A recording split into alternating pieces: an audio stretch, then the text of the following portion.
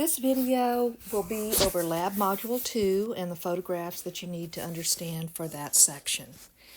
What I want to do first is go back over what we've learned previously, that there are 3 domains of life. Very important that you understand that. There are the bacteria, the archaea, as well as the eukarya. Those are our 3 domains. Previously, in the last lab, we learned about the bacteria. The archaea we didn't really go over in lab, but they are both bacteria and archaea are made up of the prokaryotic cells, which means that they do not have a true nucleus. We also started on the eukarya, the domain eukarya, and we went over already the kingdom Protista. Okay, so that took care of Lab Module 1. What we're doing now is proceeding onward into the eukaryotes, and this section goes over 2 kingdoms, the fungi and the plants. The next section that we do, Lab Module 3, will be entirely on the animal kingdom. Okay, so again, as with previously, it's very important that you understand what the various organizational and classification information is with these various organisms, and can recognize not only what they are, but what kingdom they're in, what domain they're in some cases what group they're in. So let's start with the kingdom fungi.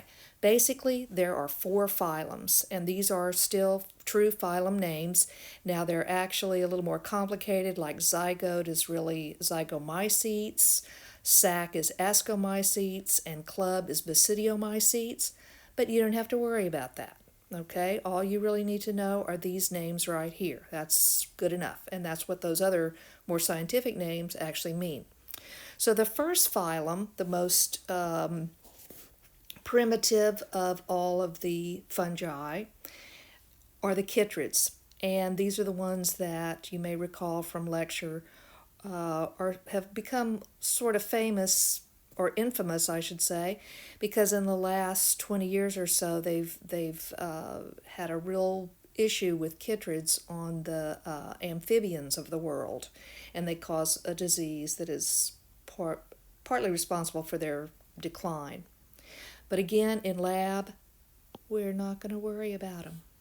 Okay, so we have 3 phylums to worry about. Worry. The zygote fungi, the sac fungi, and the club fungi. These names all come from the microscopic structure of their reproductive cells, and so that's how they were named. Okay, the zygote fungi, we'll be getting into those. I'll show you the pictures in a few minutes, but these are things like the Pilobolus, also called hat thrower, and also the black bread mold, also called Rhizopus. The sac fungi that we're concerned with here are things like Aspergillus and I'm thinking yeast, and also penicillium. There are others, but those are the photographs that we have that you need to know. The third phylum that you're responsible for this lab is the club fungi, and these include things like mushrooms and bracket fungi.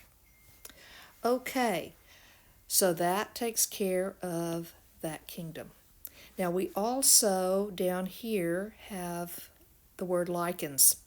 And as I've said before in my lecture class, I like lichens. They're really kind of cool and really beautiful little things. And they are actually formed by 2 different organisms living together in a symbiotic relationship. In general, there could be other types, but most of them are sac fungi plus a green algae. Again, the sac fungi is, of course, in this kingdom. The green algae, I know you recall, the green algae is in the kingdom Protista. Okay, so now we're going to move on to the next kingdom.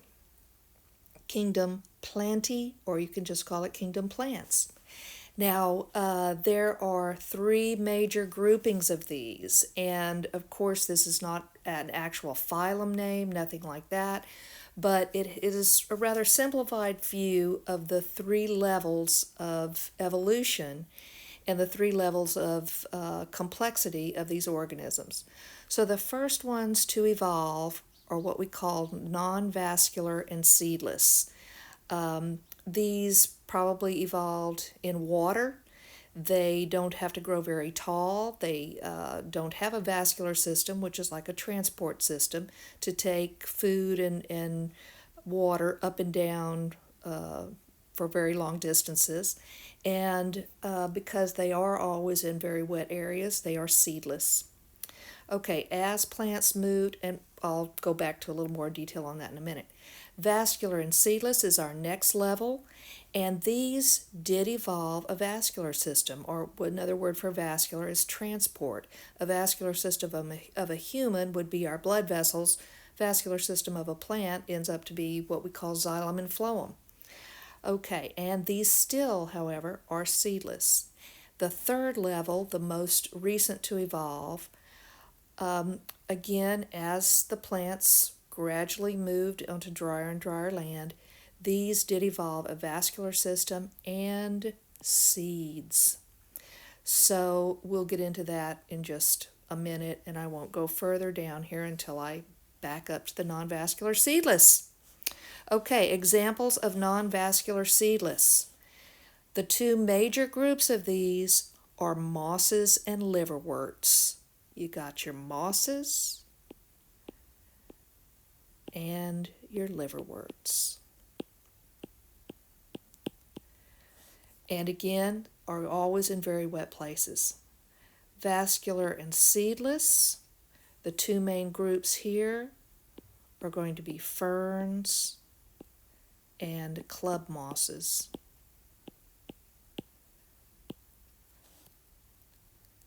I see something that could confuse you.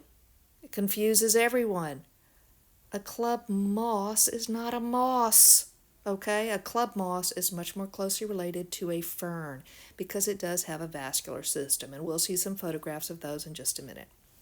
Okay, when we get down to the vascular and seeds, these are divided into gymnosperms and angiosperms. Gymno literally means naked, of all things. So, like in the ancient days of Rome, men would go to the gym and they wouldn't wear clothes, okay? And that's where that word came from. So gymno means naked, sperm really more directly in this case means seed. So these are naked, not naked, naked seeds. Naked seeds. These are things that have like cones instead of actual covered seeds. Okay, angiosperms means covered seeds, and we'll get into that in just a minute. Okay, so your gymnosperms we're putting them into four groups under the gymnosperms. The first and the largest are what we call conifers, sometimes pronounced conifers, but these basically you will know because they have cones, like a pine cone. These are things we think of as Christmas trees. We don't have too many in this area that are native to this area. There are a few, like cedar trees in the hill country would be a conifer, but it would include things like pine and spruce. Northern forests are often made up of conifers. Okay, the next group are the cycads. This is a relatively small group of organisms, and the cycad that you need to be familiar with for this class is the sago palm. Sago palms are used often in landscaping.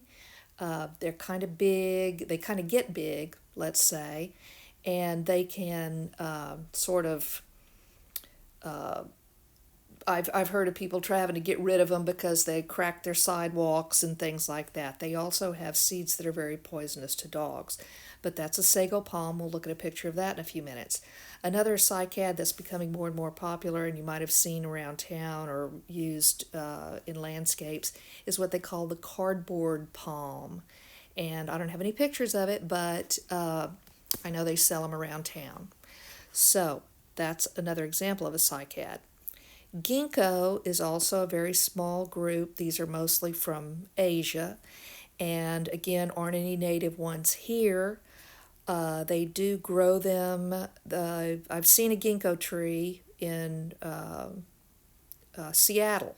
It was the first ginkgo I'd ever seen, and kind of cool, but you might have heard of ginkgo biloba. It's a supplement that is it allows for vasodilation, and some people believe it might help with memory and things like that. I probably should be taking some. Okay, but anyway, the last grouping are the neophytes. That G is silent, and the example is ephedra, but we are not looking at these in lab, so I'll just cross it out. Okay, so those are your gymnosperms. Angiosperms are divided into monocots and dicots. Monocots, mono means one, cot stands for cotyledon, which means seed leaf. And these are some examples, I should say, are things like corn, grasses are monocots. What else? We have onions, that's a monocot, lilies, and one of the very obvious distinguishing features of these is parallel leaf venation. When you see a monocot, the veins on the leaves are parallel. That's pretty ugly, but I think you know what I mean. Okay, dicots, on the other hand, di means two, so this has two cotyledons. Examples of this might be a bean, beans of different types, many trees like oak, pecan, they're probably more dicots than anything else, okay? And the characteristic on the leaves of the dicots is no matter what that leaf looks like, it's going to have branching venation. Oh, another example of a monocot is a palm. Okay, so again, all of these things are very important in understanding this lab. So please make sure that you have gone through this and you understand it. I know some of you are taking the lecture course right now, so this is going to help you get it all in place. If you took it a different semester, or you took it with a different instructor, or you don't remember a doggone thing, this is where you'll need to review to make sure that you get things in place. Okay, so let's get started on the kingdom fungi. Okay, the pictures that I have on this page are all from the phylum Zygote, the zygote fungi. These top two, here and here, are the Pilobolus, that's the genus name. Also, they're sometimes called hat thrower or even dung cannon, and they're very interesting because they're tiny. This is, of course, a microscopic view, but they form a little spore, a cap full of spores, and then underneath it sort of a water bubble. And as the pressure builds in there, at a certain point when they're mature, the spores will spray out very rapidly, fire out of there. And they often grow on dung. That's a good word, dung. I've seen them growing on cow patties. When we have face-to-face labs, we've actually grown these before. Yes, we have. I wish you were here. And when we order them, it comes with little petri dishes with little squares of rabbit dung, okay, because that's where the spores already are. Okay, so that's what those are. Down the bottom two here are actually the same organism, and this is black bread mold. The one on the left is with a dissecting light microscope. The one on the right is a little higher magnification, and this is with a compound light microscope. It has been stained, thus the pink color. And so you'll notice that regardless, if you look at this one right here and you look at this one right here, one of the distinguishing characteristics that you can often see is that you see a little darkened area and then almost a halo around it. And so that is how you will know that that is black bread mold, also called Rhizopus. Rhizopus is the genus name of those organisms. Okay, so that was what we just looked at, was the phylum Zygote. Now we're still in the kingdom Fungi, of course, and our next grouping here, which is the actual phylum, is going to be the sac fungi. We have 3 examples, all microscopic, although another example of an organism that is not microscopic and in this group would be truffles. Okay, I don't have a picture here. Of course, we went over it in lecture, but you may remember it. It won't be on the lab test, but these kind of look like chunks of potatoes, and apparently very, very tasty and very, very expensive.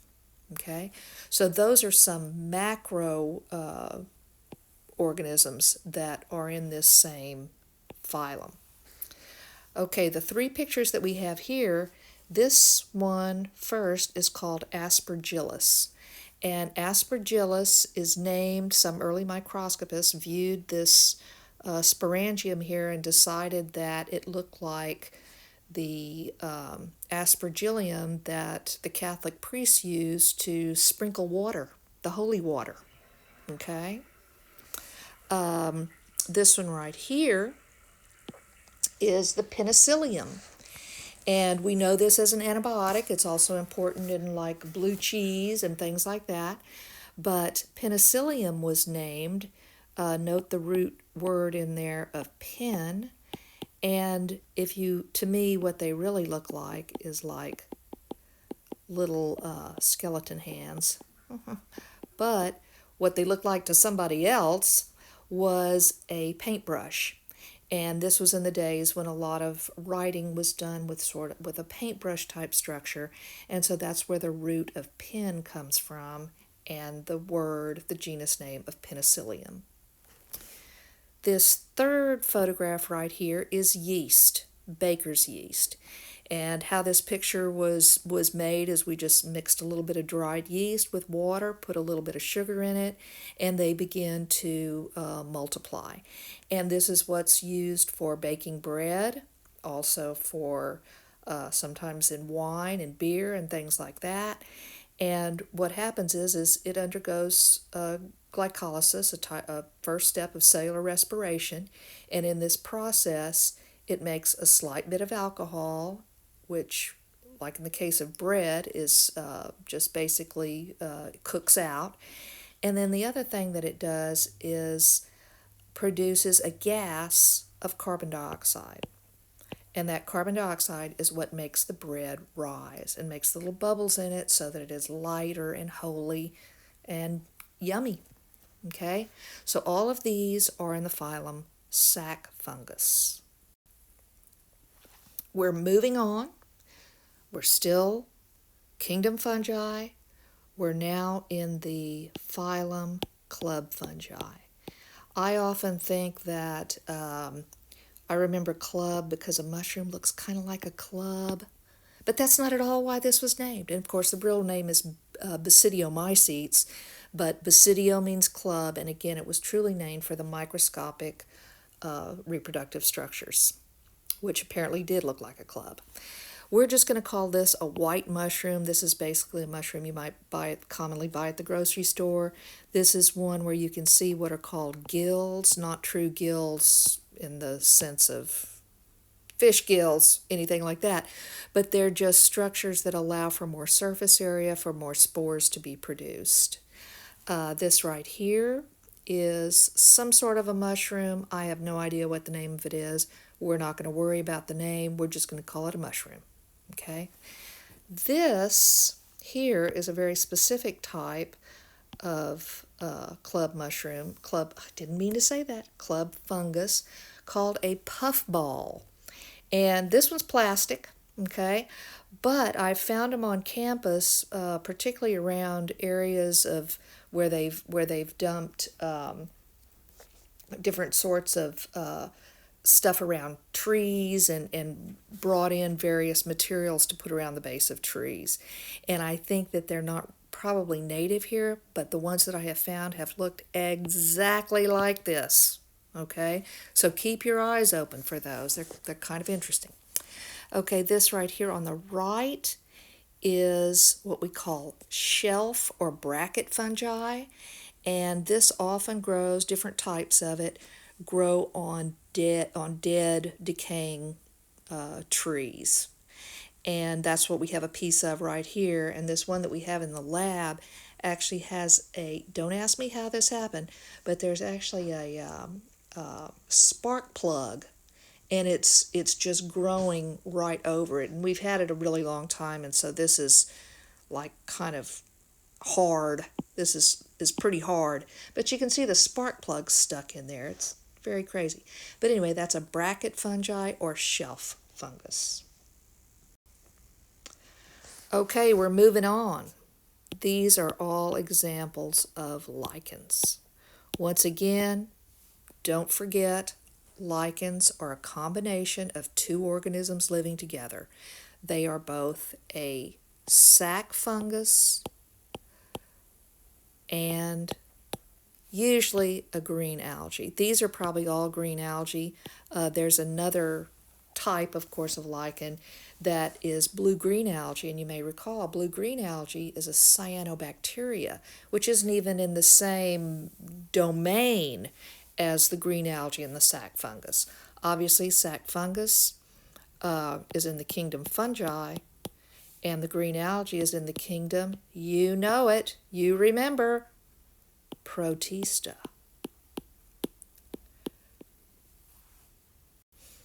Okay, here are a few more pictures of different types of lichens. And this third picture right here is taken with a dissecting microscope, but it is a slice through a lichen. And what I want you to note here is this white area right here is going to be the sac fungus, okay? And then the green area right here is going to be your green algae. And again, basically, the sac fungus forms a base for the green algae to grow. The green algae's main job is photosynthesis, and it produces starches for the sac fungus to feed on. Okay, we are moving to a new kingdom. A new kingdom! Kingdom Plantae, or you can just call them plants. Okay? And we are at the most primitive level. That most primitive level, think about it, it is non-vascular, vascular, and non-seed. Okay, so these are the most primitive ones. They're always in very wet areas. We see them around here in certain areas, like under the air conditioner vent. Okay, or not, it's not the vent. It's where it drips outside, where the condensation. Sometimes you can find moss there. If you go to a plant store, go to Gill's or Turner's, because they water all the time, there are areas in there where you can find moss. And excuse me, this is moss, but you probably won't see any liverworts.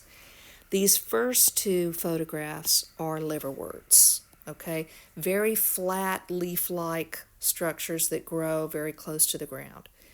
This next row consists of mosses. There are many different species of mosses. a lot more than there are of liverworts. But the main thing I want you to know is that they are relatively small, stay relatively close to the ground.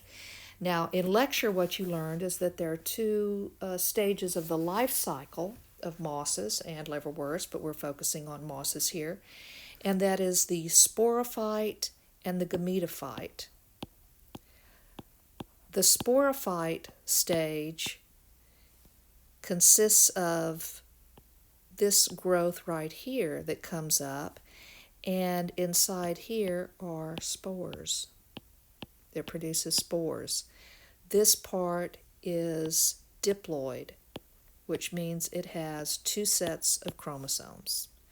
The leafy part here, shown here, this is kind of dried up in yellow, but this one over here is still green. This part that makes up the majority of the plant, of the moss, is called the gametophyte.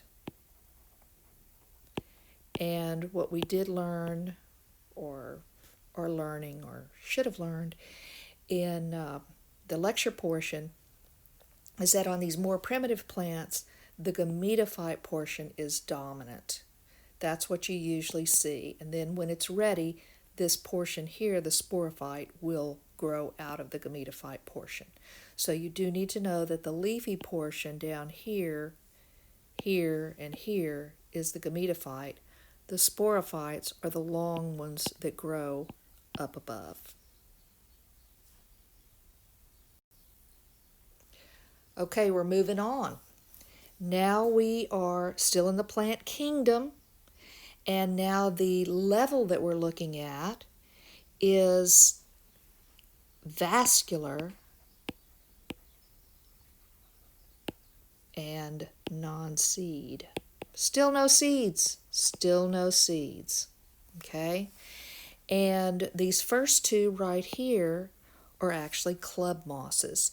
Club mosses, as I said before, they're not mosses. No. Notice how this is growing quite a bit more. We used to have a living one. It died. It did die. But sometimes you can find these. They sometimes use them in Christmas tree decorations, or not Christmas tree, like wreath decorations and things like that. But there aren't a whole lot of species of club mosses. They're also sometimes called lycopodium, which literally lyco means wolf, pod or pod means foot. And so they're also called wolf's paw. Okay? That is another name for this particular type of club moss. Then we move into the ones that there are many species of, and those are the ferns. Okay? And so you see these different photographs of ferns. What you may have noticed before is if you look at the back of a fern frond, often you see little dots on it. And I've had students tell me that they thought they were just some sort of bug that got on there, or eggs, or no, they are an important part of the life cycle of the fern. And you see some here in this photograph over here. You see them here. This is a dissecting light micrograph of a fern frond, and these little round things are called sori. Sori is plural, sorus is singular.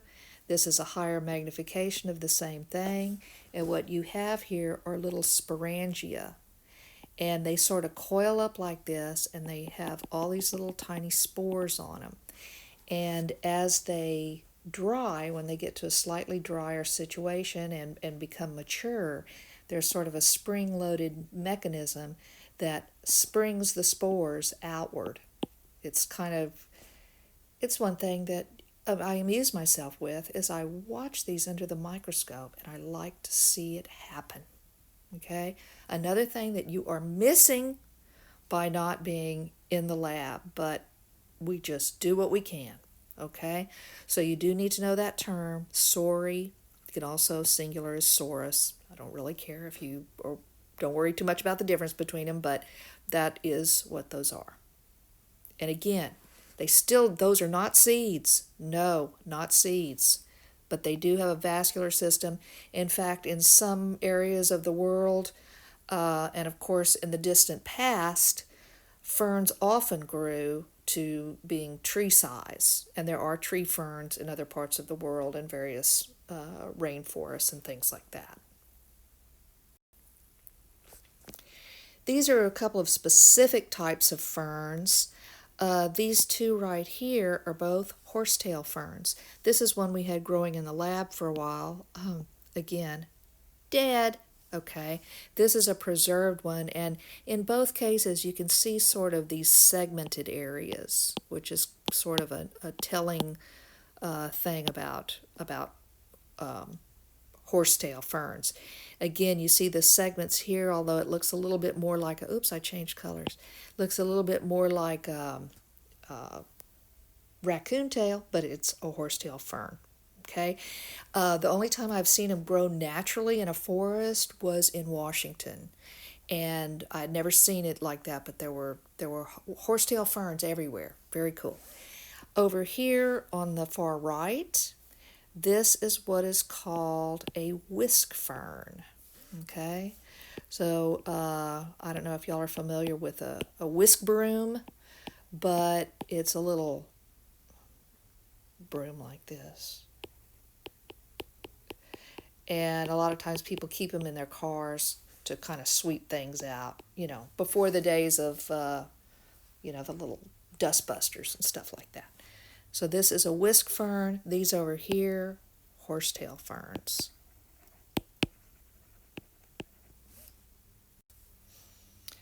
Okay, we have now moved to the third level.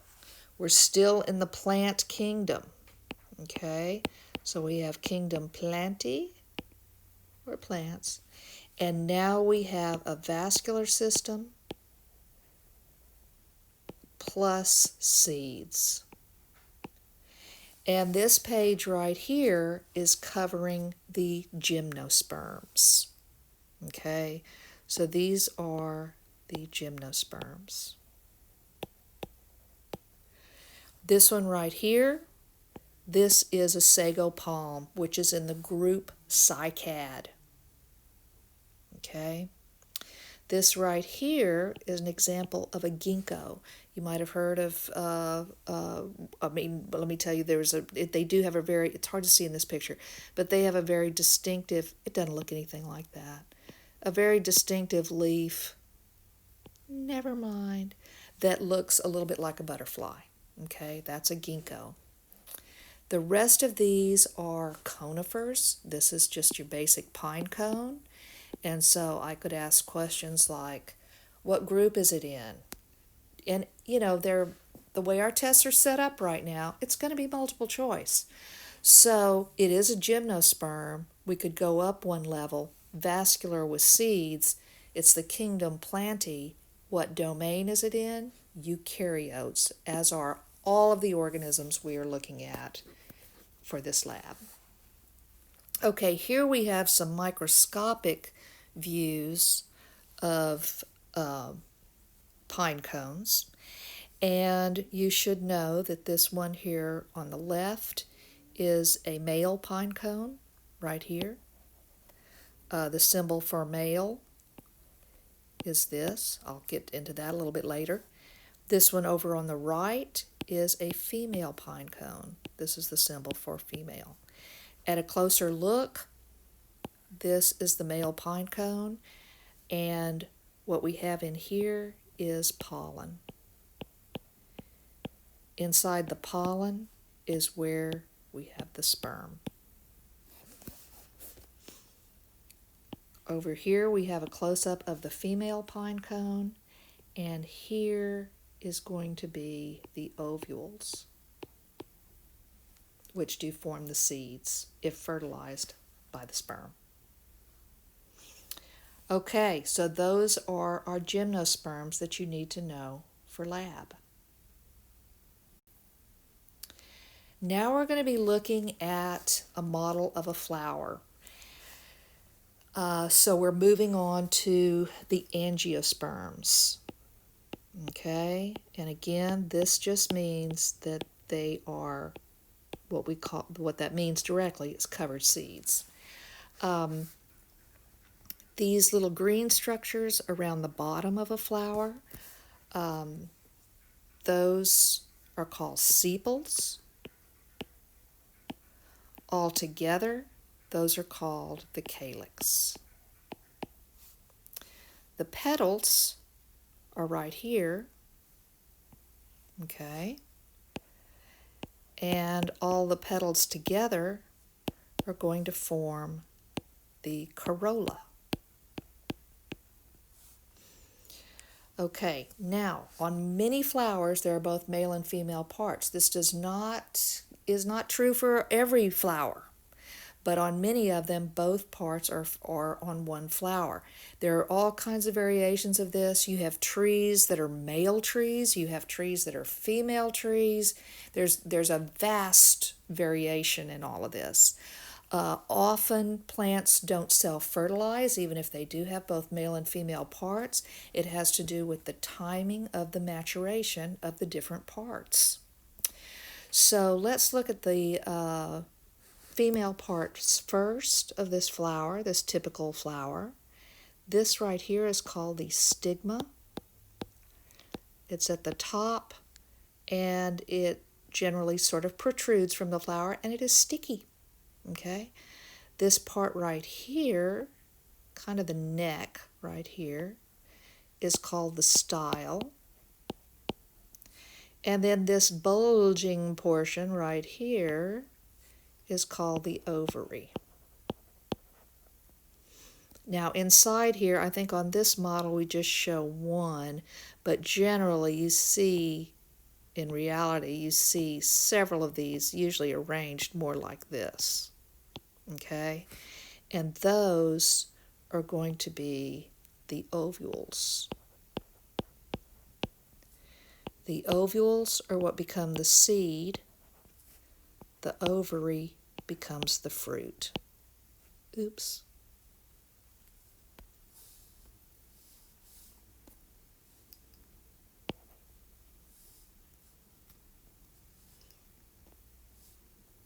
I'm back. Sorry. Oh, no, I'm not.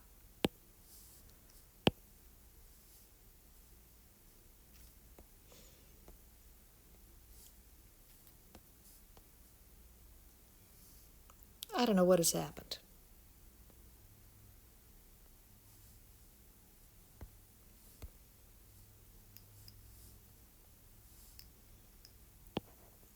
Fruit. Sorry. Had a little malfunction there.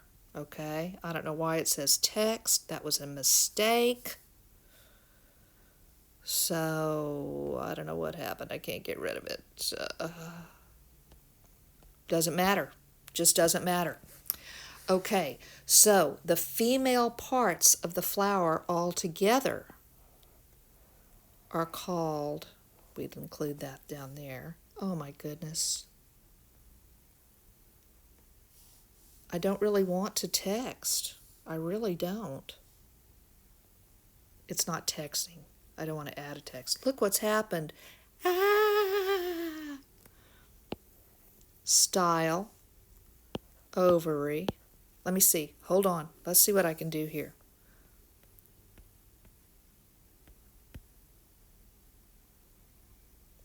There.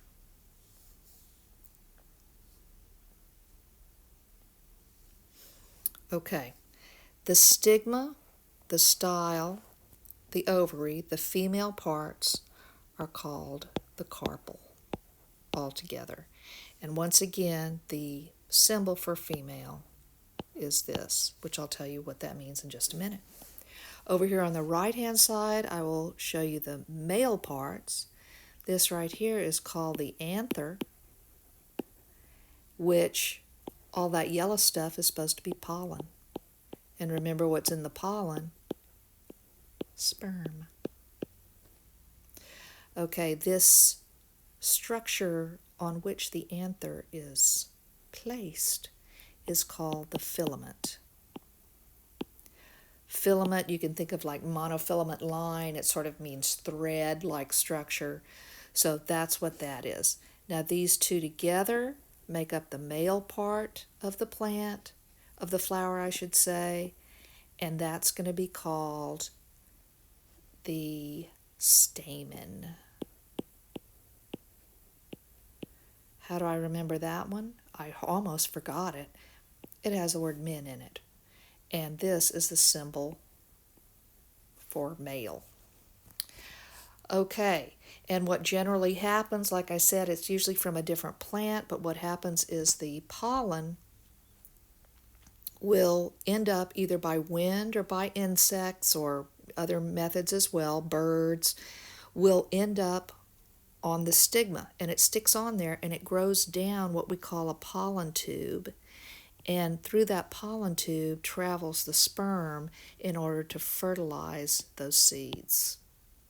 And that results in the growing of the fruit, etc. So that's how that works. It's amazing stuff. The other thing that I do want to tell you about are these symbols here. And you may have heard of the book, it's probably 20 years old, maybe older. Men are from Mars, women are from Venus, talking about the differences in the way men and women think, for example. And basically, this is the symbol for Venus, and this is the symbol for Mars. And what this came from is, I'm not sure if I should know this. Was it Roman? Was it Greek? This symbol refers to the women's, it's supposed to be a mirror for women's vanity. Okay, that's pretty bad. What is this? You might think of some terrible things, but that what it actually is the warring nature of men. And that is supposed to be a shield and an arrow. Okay? So, that's what that photograph is. You need to know all those parts and know that it's an angiosperm. Okay, here are a couple of pictures of different flower parts. This is probably from some sort of lily that I got at HEB or something like that. But this right here, you can probably figure out that's the ovary. Okay, you can sort of see in there the ovules. You got to look pretty hard. But the ovules are in there, and then this portion right here is going to be the style. Over here on the right side, we have the anther, and right here we have the filament. And the particles that are on there are going to be the pollen. This is a cross-section between two different types of wood. These are both angiosperms, and what I want you to know is the difference between the monocot and the dicot. This right here is probably, we never determined, they've been here forever, so I'm not sure if that's supposed to be pecan or mesquite, but you can see the tree rings on there. This is a dicot. Okay? This right here is a cross-section through a palm, and so this one is a monocot. Both angiosperms. Here's some plants that grow around campus, and of course it's a lot funner to be able to go outside and say, I know what this one is, but all we got are the pictures, so here we go. This one right here is a tropical plant called splitleaf philodendron. This right here is called Indian hawthorn, also a non-native. This right here is a native plant. This is called a live oak, and you can see the little acorn right there. This right here is a magnolia, and they have these crazy little red seeds on this seed pod that was formed. This is another native plant. This is honey mesquite. This one right here is called crepe myrtle. This is a a motorcycle just went by. Okay, this is a crepe myrtle. This is a non-native species, but they're very pretty trees, and they grow all over Texas, lots of different flower colors not shown in this picture.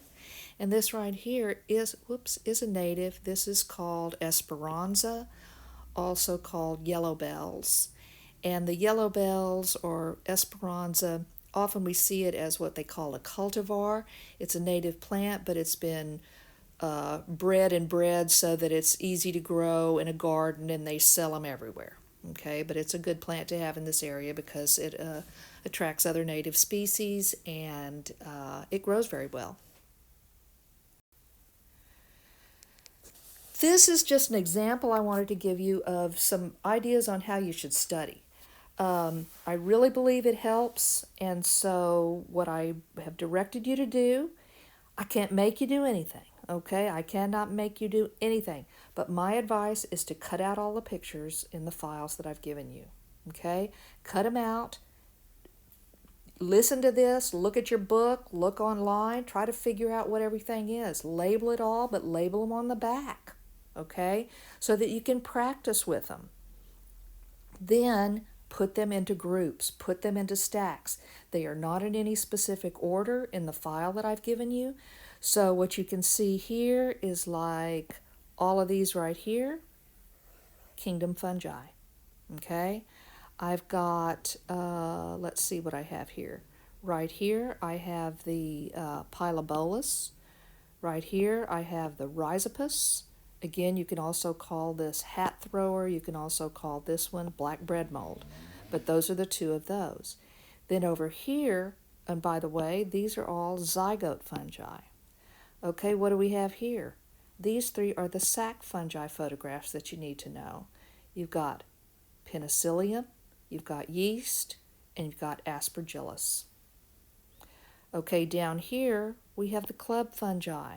We've got a mushroom, we've got a puffball, and we've got some shelf fungi. I don't show you all the pictures in this diagram. It's just to help you understand how I think you should work with the photographs to learn these. These are all lichens down here, and this cross section shows the green, which is the green algae, and then the white, which is the sac fungus. Okay, what else do we have here? We have the part of the plant kingdom over here. So whereas this was all the kingdom fungi, over here is a start of the plant kingdom. So it looks like I see a moss and a moss, and then right here I see a liverwort. Those go together because they are all three non-vascular, non-seed. Okay, here we have another group. These look like ferns to me. So we have a horsetail fern here, and we have a whisk fern here. What group would they be in? Those are vascular, non-seed. Okay, so work with these, work with them so that it is just like common knowledge. You'll also be looking for a lot of these things with your photography project. So make sure you read through those and start working on that. I just threw that in all of a sudden right when we were looking at these. Okay. This last picture right here, I just saw this last week and I thought, isn't that cool? So here's a dead tree, and this is some sort of a shelf fungus that is growing on there. A beautiful yellow color, I might add. A lot of times they're much darker than that. I'm sure it's a different species. The other thing you can see on here is more lichens. These are all lichens right here. And they're growing all over the bark of this tree, but you can see a nice close-up of them right there. Okay?